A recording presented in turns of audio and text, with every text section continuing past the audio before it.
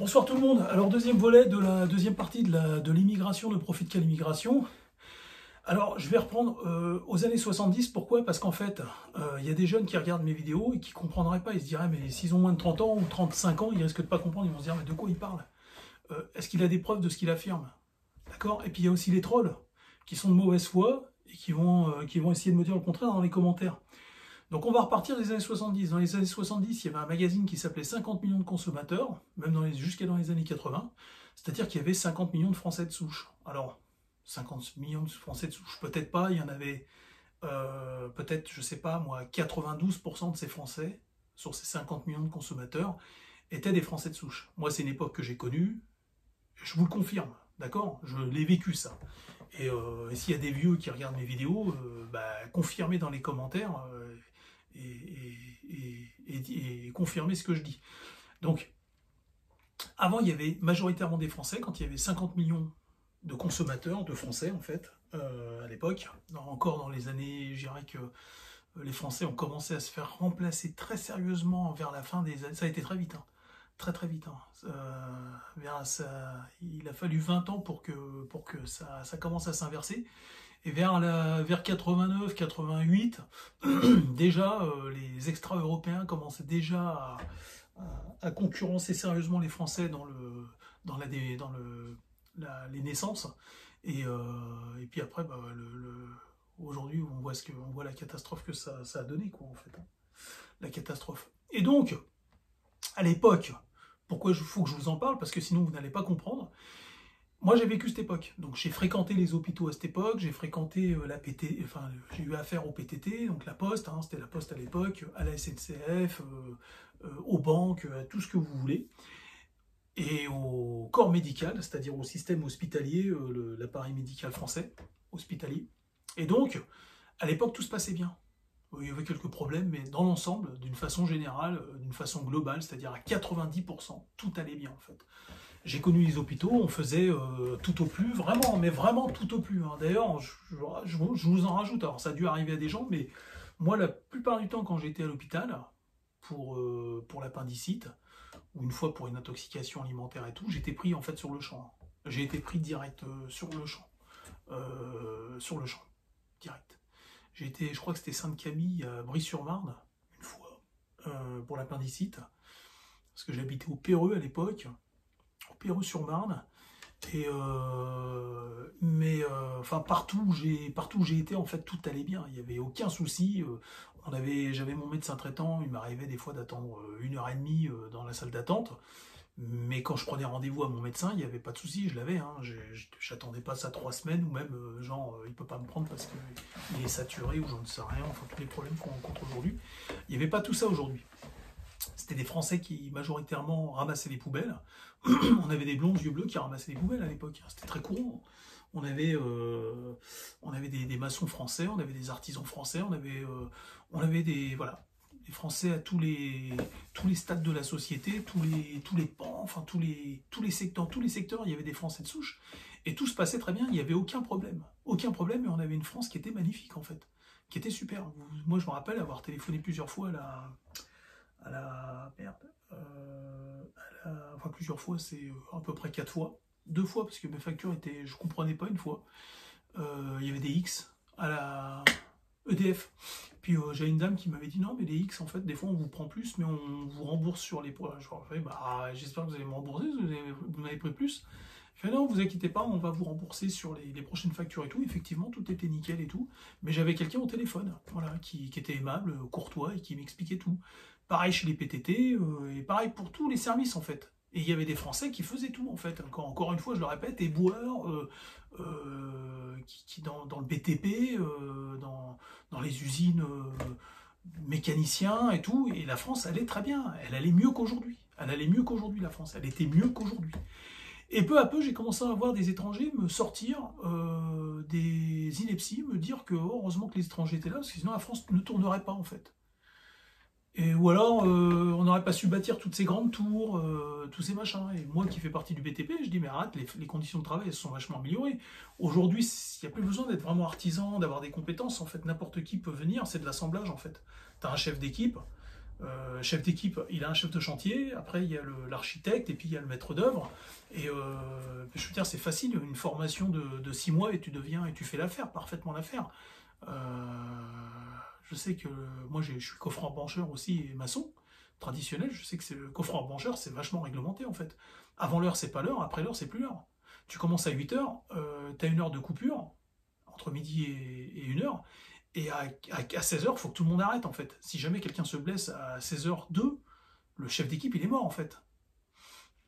Coffreur brancheur c'est le secteur où il y a le plus de morts. Faut savoir, tu trébuches, tu tombes sur tu t'empales sur une ferraille en attente, un fer en attente, hein, ce qu'on appelle un fer en attente.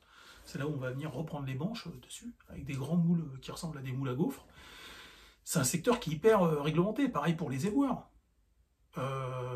Donc moi je vois ces étrangers qui aujourd'hui bénéficient en fait de beaucoup plus de confort que les Français en avaient à l'époque, et je vois une France qui va pas très bien en fait. Et on nous sort que heureusement, les Français à l'époque n'étaient pas bons, apparemment ils ont été remplacés parce que les étrangers étaient plus performants en fait. Mais ça c'est, je veux dire, faut être qu'un étranger pour te la sortir celle-là, faut avoir le... Enfin, hormis le fait que c'est des étrangers, mais souvent, moi, la plupart du temps, c'est des étrangers qui me l'ont sorti. Mais j'ai aussi vu des bobos, hein, des bourgeois bohèmes, là, des Français, la guitare à la main, qui te sortent heureusement qu'il y a les étrangers. Hein. Le mec, il a jamais été sur un chantier de sa vie. Le mec, il a 19 ans, ou il a 25 ans, il a 30 ans, il est né hier. Et il t'explique à toi, qui a connu cette époque, et qui a vécu à cette époque, et qui a connu les Français qui avaient des paluches toutes dures, là. Il te mettait une baffe, il te pliait en deux, le mec, parce que il mettait jamais de gants, parce que l'entreprise les fournissait pas, mais il travaillait quand même. Et le mec, il mourait à 53 ans, hein, tellement il avait donné de sa personne pour bâtir la France. D'ailleurs, la France n'a jamais été aussi belle que lorsqu'elle était bâtie que par des Français, hein, d'accord, et animée que par des Français. Ça, faut le savoir, c'est une réalité. Moi, je te le dis, moi. Et donc, j'en ai été témoin, j'en ai été contemporain de ça. Et la France va mal. Alors, est-ce que c'est de la faute des étrangers? Pas seulement, parce que c'est aussi des Français de souche, hein, c'est ce que j'explique dans le volet d'avant, qui ont trahi la France et les Français, hein, la France d'en bas et la classe moyenne, plus généralement. Et moi, j'entends des inepties, des étrangers qui disent oh, « heureusement qu'on était là pour bâtir la France, mais t'as vu la France qu'il y a maintenant, c'est de la merde la France, n'importe qui peut le faire, qu'est-ce que tu me racontes là, un Indien d'Amérique, un Papou de Papouasie, je sais pas moi, n'importe qui, comment on appelle ça, un Finlandais, j'en sais rien moi, n'importe qui, pas forcément un mec du Sud global, mais ça peut être aussi un Suédois qui a fait que des études à l'université, le mec il a jamais bâti quoi que ce soit, demain il vient, il fait de la maçonnerie en France. C'est devenu tellement assisté, tellement facile que je vous ai dit, on est encadré sur les chantiers. Donc tu peux pas faire de conneries, il faut vraiment en vouloir quoi. C'est beaucoup plus réglementé qu'avant, c'est, comment expliquer ça, c'est beaucoup mieux protégé qu'avant, il y a beaucoup moins d'accidents qu'avant, on y veille. Et donc ce que je veux dire, c'est que les étrangers aujourd'hui travaillent quand même dans un confort. Moi je les ai vus, je travaille dans le BTP. Je peux vous dire qu'il n'y a pas plus procédurier qu'un Malien. Les Maliens sont hyper procéduriers hein, sur les chantiers. Hein. Ah bah si c'est pas... Ah bah les mecs ils mettent 3 coups de pelle, ils arrêtent, ils se reposent, ils remettent 3 coups de pelle, ils arrêtent, ils se reposent. Je les ai vus ça, hein. Et des fois je les vois, ils sont à 5, une équipe de 5, il y en a 2 qui bossent et les 3 qui sont à côté qui regardent. Ne me dites pas le contraire, je suis dans le BTP, je sais ça, j'ai pas le droit de filmer parce que j'ai pas le droit de filmer l'entreprise, et puis j'ai pas le droit de filmer les mecs à leur insu, sur leur lieu de travail, c'est normal, mais je peux vous assurer que je peux vous en apporter des preuves, ça, enfin je ne vous raconte pas de crack, c'est la vérité. Donc quand on me dit les étrangers, ils ont bâti quoi les étrangers? Tu rigoles ou quoi? Ils travaillent avec une cadence qui est beaucoup plus lente et beaucoup moins violente que ce que les Français ont connu à l'époque, et où les Français construisaient des vrais édifices à l'époque. Et pour en revenir au fait que l'immigration ne profite qu'à l'immigration, en fait, c'est le serpent qui se mord la queue, parce que ces politiciens, comme je vous dis sur la vidéo d'avant, les politiciens, les banquiers et les industriels font venir des étrangers, en fait, pour nourrir tout un système, en fait. Donc, aujourd'hui, on va construire le politicien, le banquier et l'industriel dans le BTP, là. Ils vont construire des cités HLM, donc ils vont gonfler l'agglomération, ils vont étendre l'agglomération, parce que ça rapporte du fric, hein, de faire des routes, des bâtiments, après il faut l'isolation, c'est toute une industrie qui s'enrichit grâce à ça, alors que c'est pas nécessaire, mais il faut mettre des gens dedans. Alors qu'est-ce qu'on fait? On met des populations qu'on fait venir, on fait venir des populations, on les incite à faire des mômes, pour remplir ces HLM, ces appartements. Et puis après, faut ramasser leurs poubelles à ces gens-là. Il y a pas assez de monde sur place. Et on fait venir encore des étrangers pour ramasser les poubelles et traiter les déchets à Suez ou je sais pas où, là, dans des grandes entreprises qui s'en occupent. Pour pouvoir, il faut des gens pour s'occuper des gens. Et donc, il faut des étrangers pour s'occuper des étrangers. Et pareil dans les hôpitaux. On me dit, dans les hôpitaux, heureusement qu'il y a des étrangers. Mais attends, du coup, il me semble que si tu retires tous les étrangers qui saturent les hôpitaux, on n'aura peut-être plus besoin, c'est pas peut-être, c'est même sûr, on n'aura plus besoin de tous ces étrangers pour soigner des étrangers, en fait. Et on me dit, ah oui, les étrangers ne soignent pas que des étrangers. Bah oui, il manquerait plus qu'ils fassent une ségrégation maintenant. Oui, il y a encore des histoires avec ça. Mais bon, moi j'ai vu des infirmières blanches qui se plaignaient quand même de leurs collègues noirs. Hein. Alors, elles vont pas le dire devant des caméras et tout. J'ai été hospitalisé encore pour ma main, parce que j'ai une prothèse dans la main, j'ai de la ferraille dans la main gauche, suite à un accident que j'ai eu quand j'étais môme. Et malheureusement, de temps en temps, j'y retourne. Et en 2016, j'y suis retourné, et moi, j'avais une infirmière qui pleurait, en fait, une Française de souche. Elle en avait marre de sa collègue subsaharienne, qui était gentille avec les autres collègues, et puis elle me disait aussi qu'il y avait des guerres internes entre... elle en avait marre, elle pleurait, elle en avait plein le cul. Il y a une infirmière qui s'est fait violer sur le parking de l'hôpital, en fait. Par qui? Je ne sais pas. Et donc, attendez, permettez que je boive un tout petit peu d'eau, je me réhydrate. J'ai le cerveau qui fume. Et donc, quand on vous dit, ouais, les étrangers, heureusement qu'ils sont là, mais heureusement que les étrangers sont là pour s'occuper des étrangers, ouais, sous cette forme-là, ouais, je vous le dis, moi. Parce que moi, j'ai connu encore une fois la France où il y avait des Français, on n'avait pas besoin des étrangers, les Français faisaient pour les Français. Et ça se passait mieux qu'aujourd'hui. Et aujourd'hui, il y a tous ces étrangers, en fait, on fait venir des étrangers pour s'occuper des étrangers, en fait. C'est un truc de dingue. C'est-à-dire qu'aujourd'hui, il y a tellement de voitures qui appartiennent à des étrangers qui trouvent, la France est saturée, on fait venir des garages, des mécaniciens étrangers, en fait, qui sont obligés de s'occuper de ces voitures à l'étranger. On fait venir des médecins, on dit, oh, heureusement qu'il y a les médecins maghrébins de l'étranger, machin, gna. Mais, enfin, encore une fois, si on retire si j'avais le pouvoir de Thanos, et que j'avais le pouvoir, pas de faire disparaître les gens, ça serait cruel, mais de les faire rentrer chez eux. Ces étrangers, ce surplus de docteurs étrangers, servirait à quoi finalement, en fait? Ils auraient quoi, 3 clients qui se battent en duel? Ils se feraient pas leur beurre avec ça. Donc, encore une fois, l'immigration ne profite qu'à l'immigration. Ne profite pas aux Français de souche. Ne profite pas aux Français de souche, parce qu'en plus de ça, l'immigration sert de raquette, en fait, elle sert de monnaie d'échange, en fait, c'est même pas, c'est comment on appelle ça, les politiciens et les industriels nous raquettent avec cette main-d'œuvre, parce qu'ils disent, le patronat, il dit quoi? Tu vas venir, tu vas dire, non, moi ça m'intéresse pas, vous payez pas assez et tout, ça je sais, hein, je l'ai vécu. Hein. Moi, dans ma branche, par exemple, tu prends 14 € de l'heure, en net, hein, je te parle. Et des fois, tu as des subsahariens ou des maghrébins qui sont là et qui font le boulot pour 11 € de l'heure ou pour 9, même 9,90 de l'heure, en net.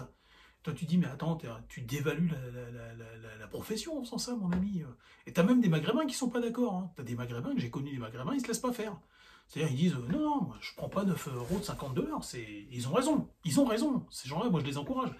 Ou même le subsaharien qui se laisse pas faire. C'est-à-dire qu'il y a un boulot, tu as des responsabilités, tu peux perdre ton permis en perdant tes points, donc ton travail, faire attention de blesser personne avec la grue, pareil quand tu conduis, tu fais tes manœuvres, faire attention d'écraser personne, ça va vite, hein.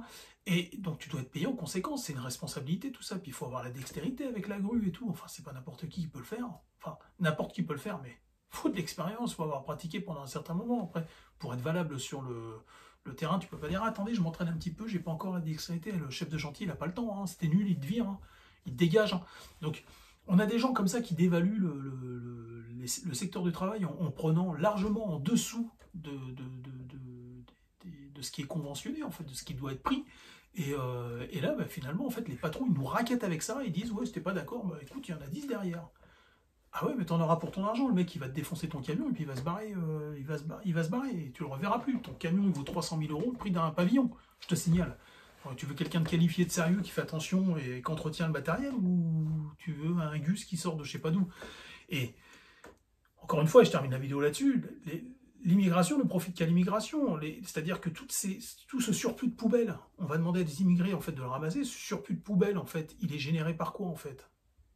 Ah oui, parce qu'avant, il y avait 50 millions de consommateurs, maintenant, il y en a 75, on a 25 millions de personnes en plus. Ça ne veut pas dire qu'il y a toujours 50 millions de Français de souche. Les Français de souche, maintenant, je le répète, doivent être 30 millions, vraiment au mieux. Hein. Au mieux de leur forme, là, ils sont à 30 millions de Français de souche.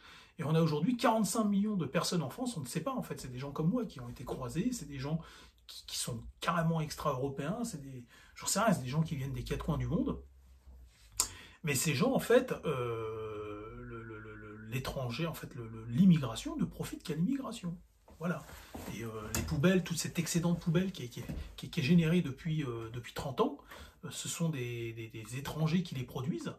Et donc, eh ben, parce que les Français de souche, encore je le répète, ont fondu démographiquement, tandis que les étrangers sont en croissance exponentielle en fait, hein, ils sont de plus en plus nombreux. Donc on fait venir aujourd'hui pour répondre aux besoins de la France, c'est des étrangers qui les créent ces besoins en majorité maintenant, majoritairement.